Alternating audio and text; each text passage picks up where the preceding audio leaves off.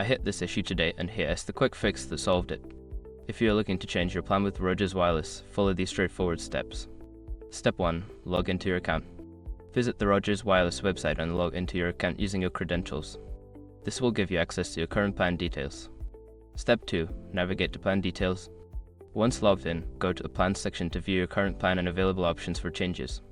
Step 3. Select Change Plan. Look for the option that says Change Plan or Upgrade/Downgrade. Click on it to see the different plans available. Step 4. Choose your new plan. Review the available plans and select the one that best fits your needs. Make sure to check the features and pricing. Quick gotcha. Be aware that some plans may require a contract extension, so read the fine print carefully before confirming. Step 5. Confirm changes. After selecting your new plan, follow the prompts to confirm the changes.